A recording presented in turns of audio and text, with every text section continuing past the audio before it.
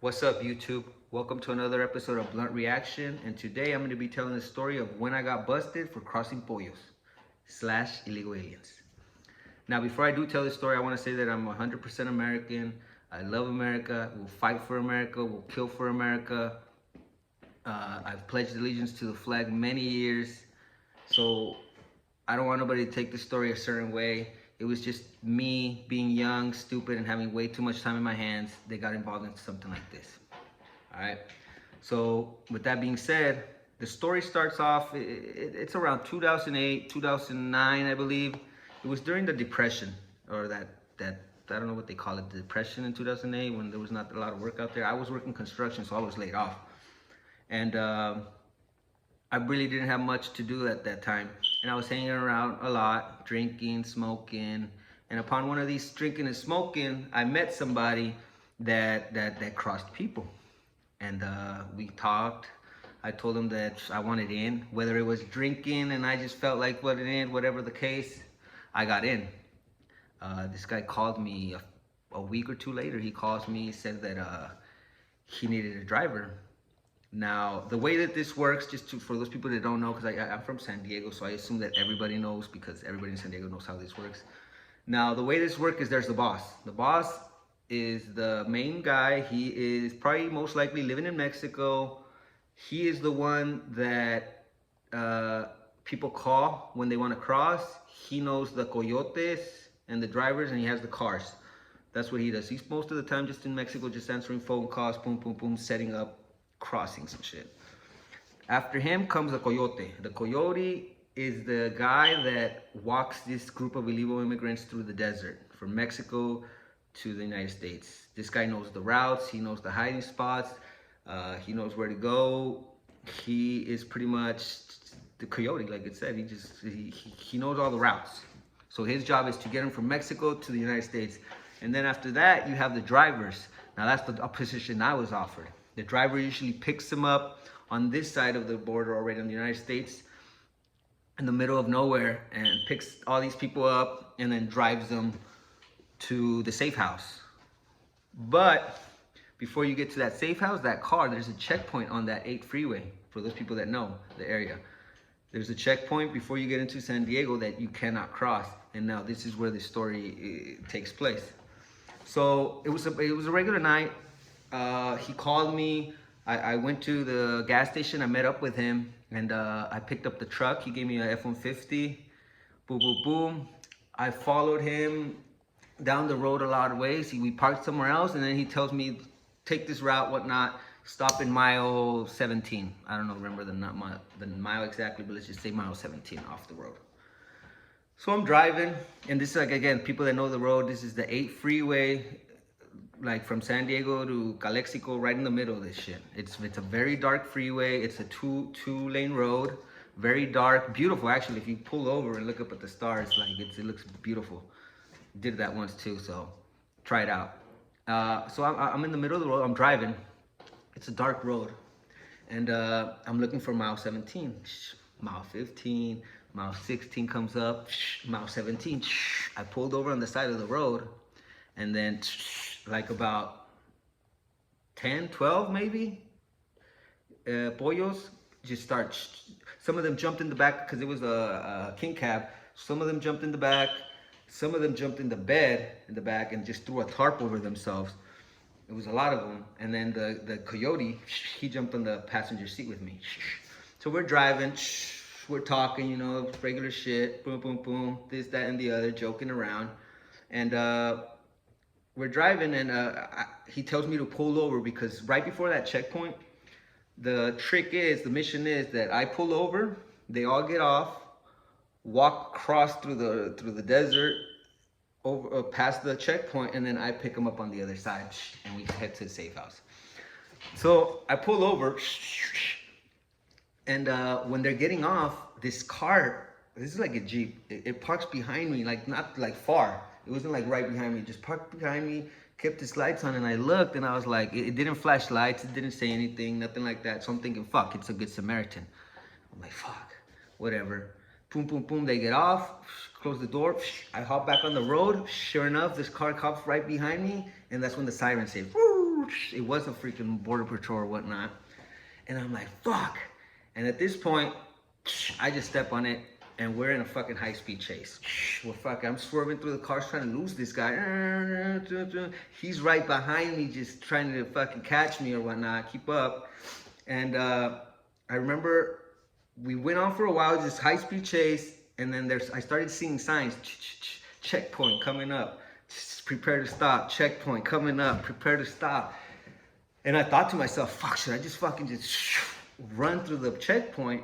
But I knew that like a month prior to that, there was a shooting at that same checkpoint about a car that, it was a whole nother organization going on or crime going on. But this car ran through that same checkpoint and they ended up shooting him and killing him. This was like a month before. So I was like, fuck, I can't, if I drive through, they're gonna shoot at me and they're gonna kill me. So I was like, X that off. And he's behind me. And then I'm like, fuck, I can't get to the checkpoint. It just says half mile to the checkpoint, prepare to stop. And I know they're waiting for me already over there. So the car's right behind me. And I'm thinking, man, should I brake check them?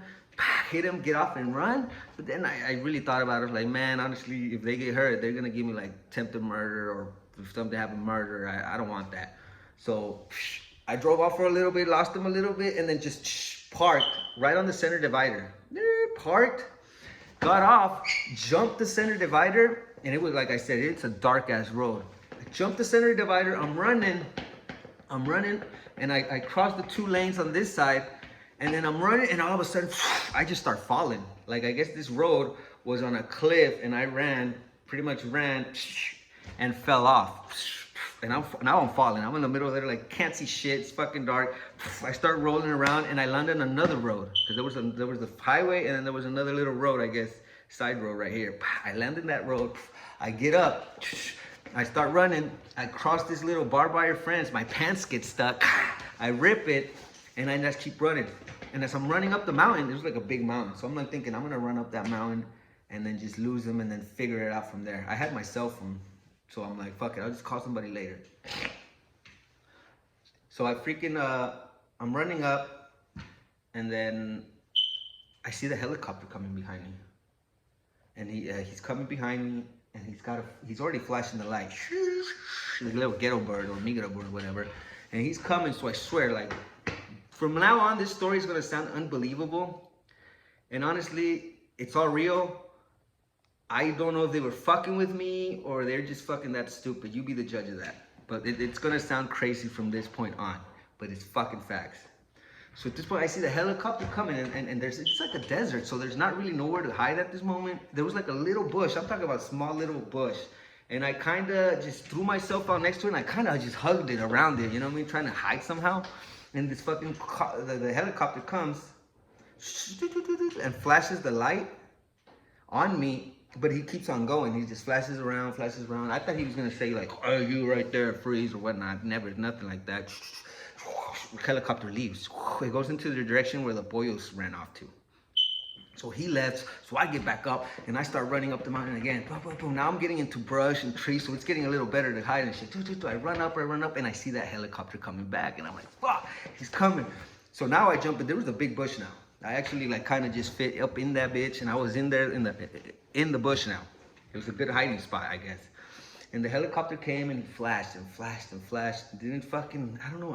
I assumed that they had like heat, like, you know, that body heat detectors, but I don't know. He never stopped to say anything to me. Dude, he just fucking shot the light and then just dipped again towards that spot over there. And at this moment, I could see, I'm on top of the hill now, so I could see that road that I fell into. I could see a bunch of migra cars now, like 5 migra cars already around there. And some of them had already gotten off and started climbing up, walking up the mountain with flashlights. I could see flashlights, just little lights coming up the mountain.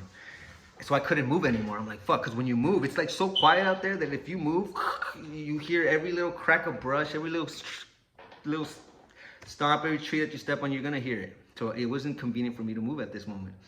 So I just stayed there hiding in that bush, right? And I could hear them coming. I could hear them getting inching closer and closer and closer. And like I said, this is incredible. But at one point, they're right there next to me. Like I'm hiding in that bush, and they must have been like 12 feet away, because I could hear them perfectly. And at some point, their light is flashing at me because I'm like, I kind of just covered my eyes like this, and I could, and the light, their flashlight is flashing at me like directly to me, to the point where like I can't see anything. All I could see is that light, and I can't see absolutely nothing behind that light. But they're not saying anything. They're not fucking. I'm expecting to hear like, get out of there. Nothing's happening. They're just right there talking like, hey, where did he go? Blah blah blah. Oh fuck, man.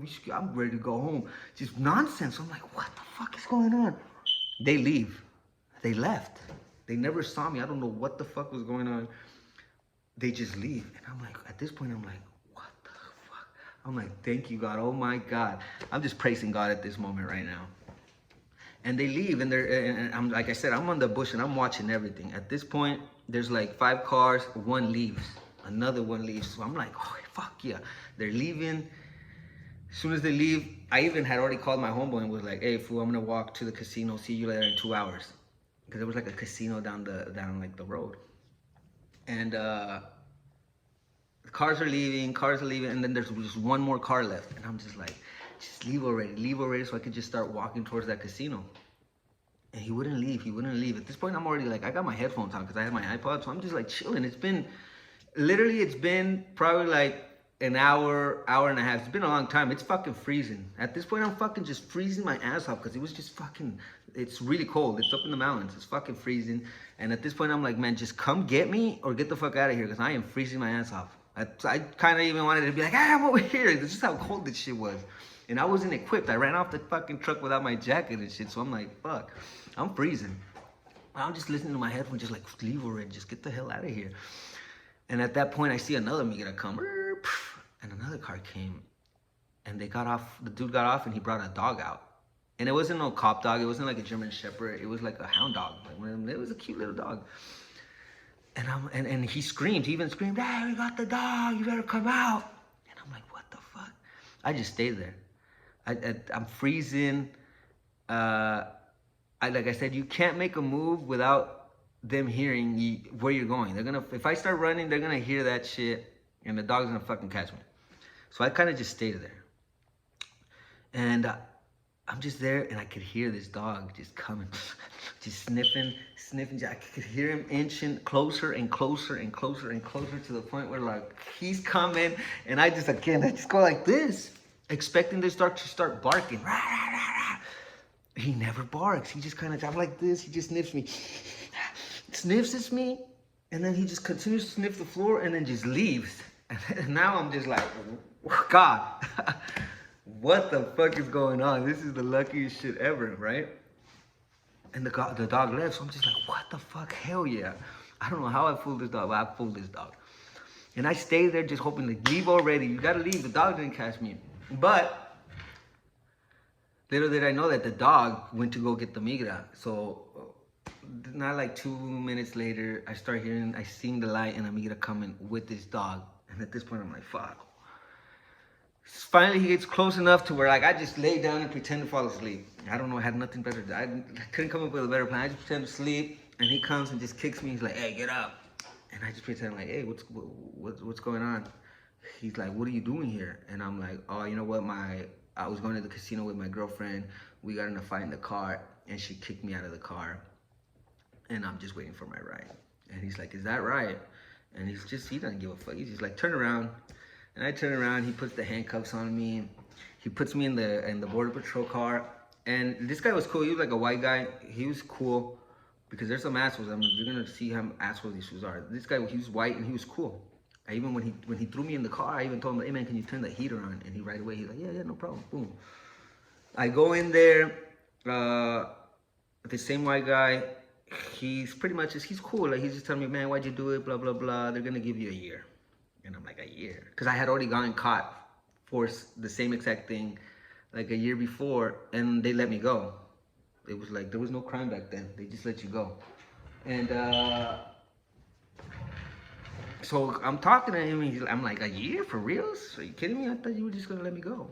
He's like, nah, man, like they're giving everybody a year now, like a year flat for all the drivers. And I'm just like, I didn't really believe it. I thought I was gonna I had to go somewhere the next day, so I figured I'll just get out of here and then go anyways. I didn't believe him. And he even let me keep my cell phone because he put me in a cell, and it wasn't like a regular cell. It was just like a holding cell. There was a toilet with the sink, and then just like a concrete bench, and that was it. There was no bed, no nothing. So he puts me in there, and I was like, "Hey man, can I use my head? Can I have my iPod just to listen to music?" And he was fucking cool. He was like, "Yeah, go ahead." Boom, gave me my iPod, and I'm just there chilling, listening to music. And I guess some other dude comes. This guy was Mexican. He was like a big Mexican dude, and he had glasses. He kind of looked like them, that was like those black dark glasses with the tape in the middle. I don't even remember he had white tape in the middle, but he kind of looked like he did. I can't remember that one, but let's just picture him like that. Just one of them big dudes with dark, thick black frames with tape right here, just being an asshole.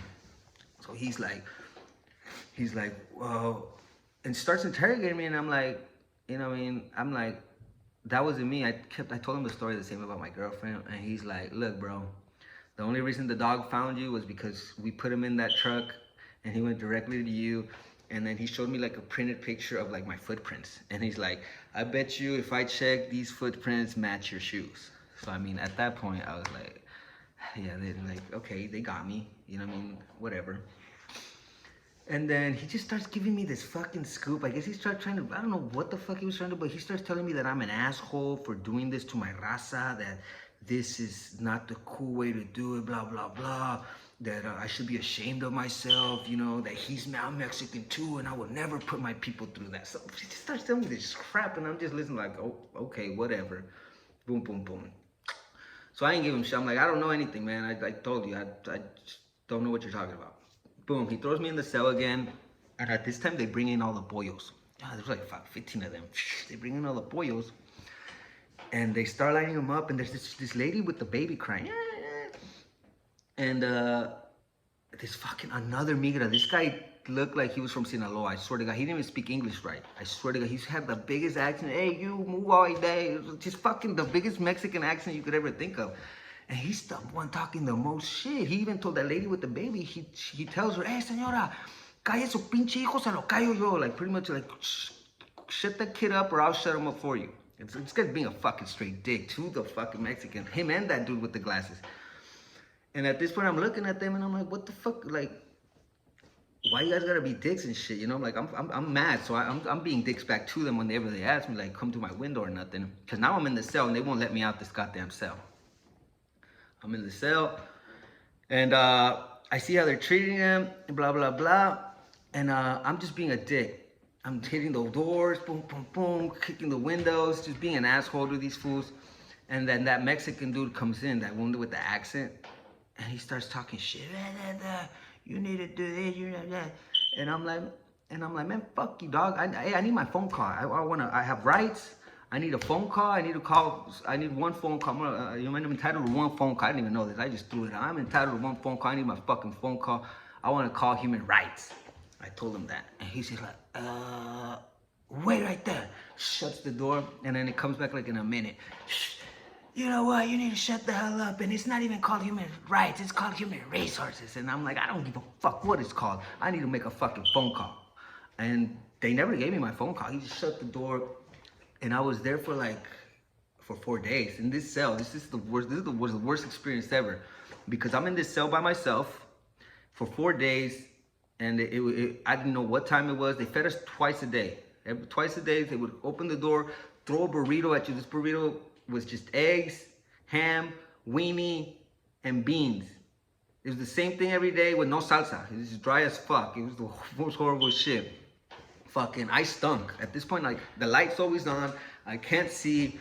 I can't sleep. So I'm trying to do like this, but my armpit stinks because I haven't showered in like 3-4 days. I haven't brushed my teeth. It's just fucking disgusting, right?